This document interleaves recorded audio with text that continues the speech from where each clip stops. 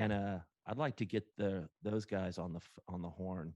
Okay. I don't have any contact at all, but it seems like they're poised if this thing gets federally legal to go big. So. Which is, what's funny about that is totally random, Austin being Austin.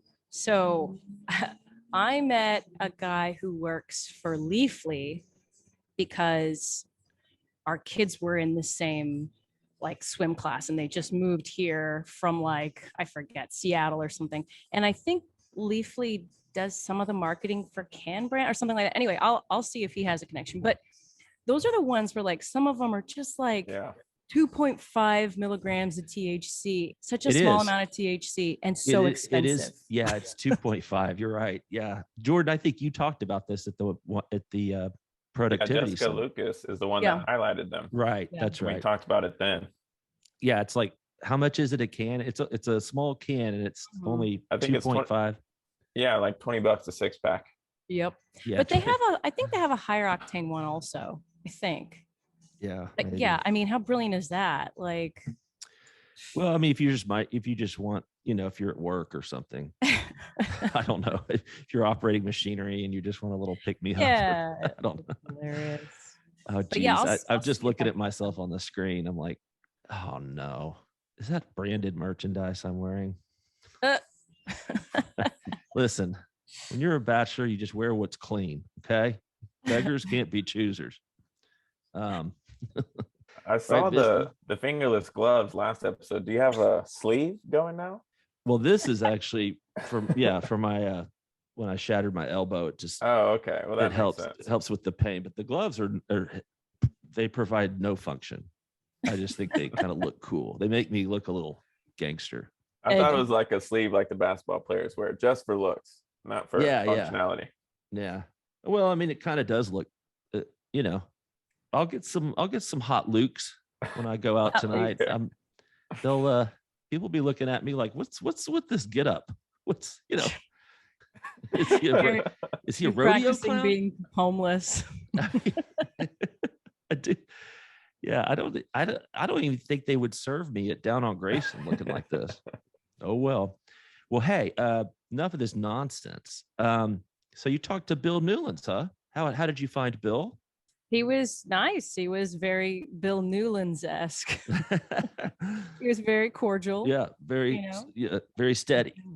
That's steady hand at the tiller. Oh yeah. Isn't he a Pepsi vet too? I forget. I mean, Pepsi, like everybody in the beer industry either came through Gallo or Pepsi. I was just about to say that. It's so true. Gallo and Pepsi, man, they churn out the top execs. Seriously. But no, he was good. I mean, we had a good, hold on, here comes the truck. We had a good 40-minute convo. Just talking about, man, all the upside from Modelo, right?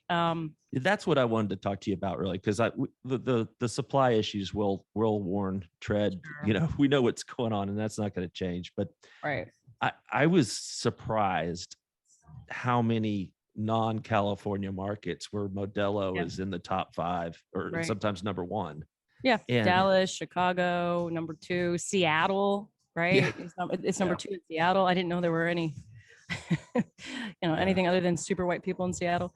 And there's Miami. One like in Birmingham too. Yeah. Well, no, Birmingham. It wasn't up double digits. Yeah, it's up double digits. Yeah, but still. Right.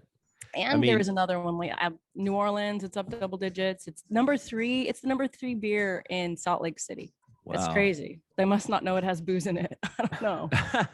But, yeah. Do they sell beer? It used to be a 3-2 state. A couple of things that really jumped out at me, because everybody says, oh, it has so much run room. And I'm like, it's getting so big. How can it still have run room? But when the stat that he threw out there is that it only has 2% household penetration. No, 7, but still like 7%. That's right. Yeah. 7% household penetration when normal beer has 50%. Yeah. So 2 things there. Only 50% household penetration for beer. Yeah. That surprised me. I thought it would be 70% or something. Yeah, I agree. And those, I feel like household penetration is one of those slippery things that it's hard to nail down. Right. Exactly. But yeah, agreed. What are you getting at, Jen? I don't understand. That I don't know that brewers and other manufacturers like to massage household penetration. Yeah, we just kind of take them for their word. Yeah. I mean, how are we ever going to verify? Right. I guess that, Nielsen and IRI have panels that they track for household. I don't know. Yeah. Panels are much less reliable than scan data, but that's all we got. Other thing is, between Hispanic and general market, it's 50-50 now. And it's funny, Jim said, or Bill said, if I were here 15 years ago talking about this, I'd be talking about Modelo like we're talking about Pacifico right now.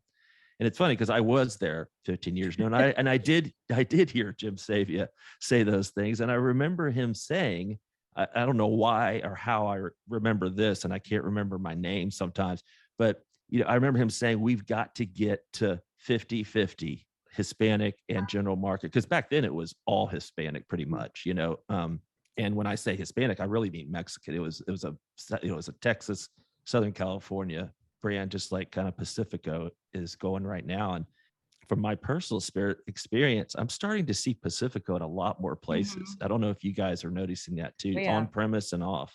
And it's easy to, it's a bright yellow package. Right. So that helps. It's a great package, I think. Yeah, it's an unbelievable brand. And I really do think I don't think it can get as big as Modelo, but it can get really close. Yeah. Well, hell, we said that about Corona and Modelo. I think that's what's so interesting about Constellation is they are their own biggest competitor. I mean, outside of Dos Equis, is there another significant Mexican import that doesn't belong to Constellation? Right. I don't think so. And so they're able to grow Modelo, and we're still growing Corona for a long time.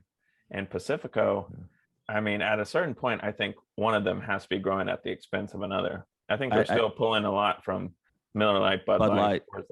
I think I was thinking of that right when I was reading it. I was like, this is coming right out of Bud Light, Oh yeah, and Miller Lite and Coors Light. But it's just it's almost a 1-for-1 comparison.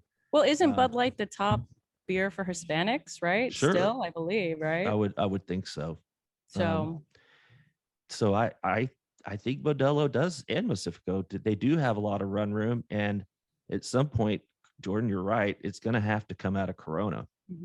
And it probably already is. I mean, Corona's still growing, but it likely would be growing a lot faster if it weren't for Modelo Especial. Well, and that's why they're taking Corona into the seltzer, right? And Bill did double down and say that is probably the brand they're going to continue to try and lead seltzer with. So Corona. Yeah.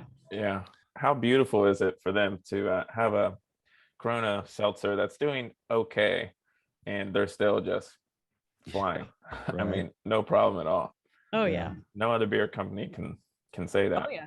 Nope. And hell, I mean, the whole company, I mean, as long as Modelo and Pacifico are doing really well and Corona's doing okay, it doesn't matter what happens on the wine and spirits side. As we've seen, I know. It doesn't matter. I mean, it doesn't.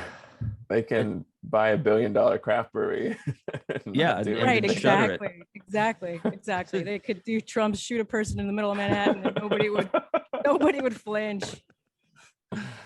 I mean, golly. Listen, the Sands they're smart brothers, but they're not that smart. Okay. There's a little bit of luck that came into this. It's not like their wine business was setting anything on fire. But those guys started off with a wine called Irish Rose. It was a fortified shitty wine that you could only find in the very bad parts of town. Irish Rose. Yeah, and they built that into the largest wine company, now one of the largest beer companies in the country. So yeah, not bad. They're gonna pass Molson Coors here pretty soon in the off premise. In dollars, yeah. Yeah. Hey, their marketing's helped, so I wouldn't say it's all luck, but yeah, it's all very consistent marketing. I mean, I don't know if I agree with Bill that it's the Modelo campaign's one of the best. the song gets stuck in my head though. Oh, I mean, yeah. yeah. It's brilliant. Are you that they really can going to hum cycle the whole? through different Wait, people, wait. though. Hold on, Jordan. Would you like to finish the whole song? Because Jen was interrupting you, and No, it I was think so good. I think I got most of it in there. Oh, I thought Okay. that was Harry. Sorry, I wouldn't interrupt you, Jordan. Mostly Harry. Go It's for it. I think it's the song from those old Clint Eastwood spaghetti westerns. You know, they sound like Good, the Bad, and the Ugly. I think it's a direct lift. I'm sure they paid Yeah. somebody for it. You know, I was investigating, you know, like intro music for our podcast and stuff. There's nothing free. Like you got to license pretty much everything. Like even you humming it right there, we might get flagged, Jordan, because it was such a real rendition of the song. It was pretty close. You got to be careful. There's copyrights, Jordan. Jordan, any ideas what our intro song should be? What was it? What was the old one? A little less conversation, a little more action, Yeah. please. Which I love that, but I can't license it. Yeah, that I'm was sure before that's cheap.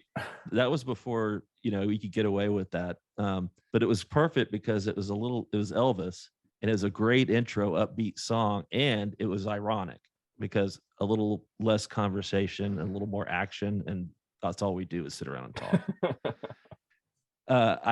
So I went between like just a real generic, like you know, just Sounds like you know, Seinfeld.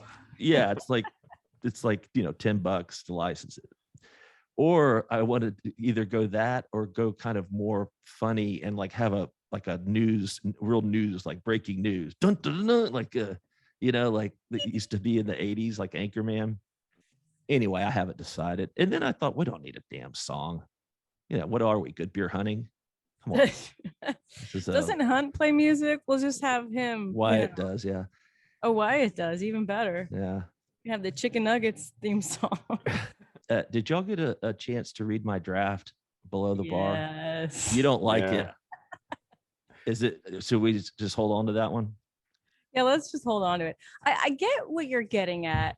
So anyway, But- for the listeners at home, I wrote just kind of an off the cuff commentary about how post-pandemic, one of the few benefits of the pandemic is it's cleared out a lot of assholes out of the craft beer business, and they're actually having to, you know, put their equipment to good work and not just be professional hipsters. So yeah, it's kind of like an old grouchy rant, get off my lawn type thing. But I was just settling some old scores. We noticed.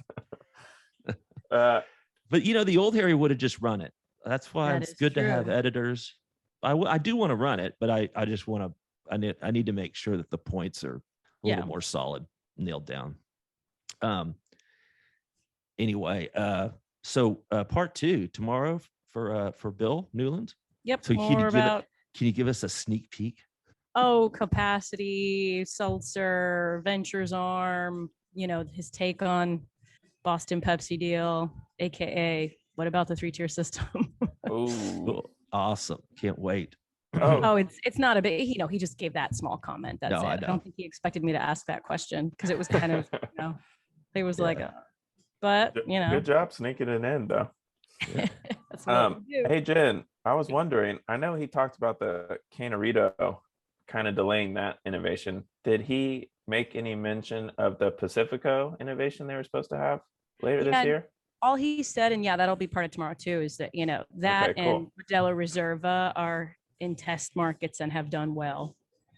Oh, Hey, I like That's the all. I like the shades, girl, and I like that hat too. yeah. Go. Looking good. That's right. I have a gift for you, Jen. Oh yeah. Yeah. What is it? I'm scared. I got you a handheld mic so that Yes. you don't have to balance it like on your knee or whatever. So you can use either mic, it doesn't matter, but you have the option of a nice, it's a really good handheld mic. And Jordan, I got you covered too with a better desk mic. Harry cares. I mean, that is the bottom line, is that Harry does care. He sure does. Yep. Bada bing. I'm gonna drop that at your house today, Jordan, and your Nice. pink headphones too, because I know Oh, you're perfect. missing those. All right, guys. Thanks for coming on. Thanks for drinking beer. And I'll be on the road the rest of the week, but Oh, okay. Starting tomorrow. well, Okay. yeah, I'll let you know, but we'll probably just do a quick pods on the phone or, through my phone in the car or whatever. Just to. When are you coming back, Harry? Yeah, that's, I'm going to start back on Never. Sunday. And Okay. so probably Tuesday. I'm out And at the then- end of next week. Yeah, so. that's right. Jordan, it's you and me again, like the old days, huh? Let's do it. All right, pal. How do we want to divvy up the fall meetings? Jen, I guess you're going to AB. Harry, were you AB? going to go to Yeah. Molson Coors? No, I'm scheduled to be in Colorado for Encompass. Okay. So that'll And be so just me. They're that both would- 14th. Yeah. if they have them at all. No, so we just got, between Friday and today, I got a note from AB saying, if you agree to the terms, come cover it. Everyone has to be vaccinated. Everyone has to offer proof of vaccination or you're not in. There's no Uh-huh. virtual for AB, but for MC, they just sent us today, there is a virtual option. And you either have to be vaccinated or, submit to COVID testing, but they're going to happen. So. Huh. Cool. Well, Jordan, that's your choice whether to cover it virtually or to go to Vegas, whatever you want to do. Okay. I'll probably, Oh. I mean, if it makes no difference to you, I'll probably go. I mean, I'd prefer to you to go, even though it costs more, but just to talk to our friends and have a presence there and hang out. For sure. That's what we do here at Beer Business Daily. We're professional hangers outers. We're professional bar flies. Proud of it. Right, Biscuit? Well, I'll wake you up later. Yeah. All right, guys, I gotta get to the dentist. I'll talk to y'all later. See ya. Ciao.